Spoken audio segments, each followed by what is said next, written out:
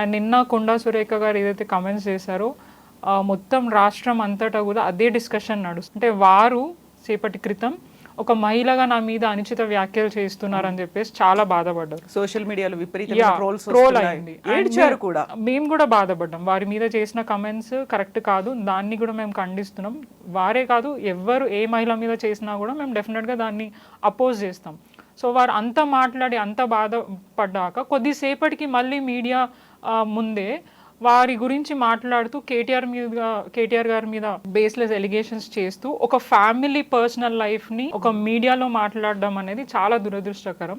ఎందుకంటే వాళ్ళ ఫ్యామిలీలో ఏం జరుగుతుందో ఎవరికి తెలియదు. కానీ ఆమె పబ్లిక్ డొమైన్లో పెట్టి పబ్లిక్లో మీడియా ముఖంగా మొత్తం రాష్ట్రం అంతటా కూడా మాట్లాడే విధంగా, అంటే తను బాధపడిందని ఇంకొక మహిళని బాధ పెట్టడం ఎంతవరకు కరెక్ట్? తనైతే క్లియర్గా అది ఎట్లా చెప్తున్నారంటే పక్కనే ఉండి చూసినట్టు మాట్లాడుతున్నారు కొండా సురేఖ గారు.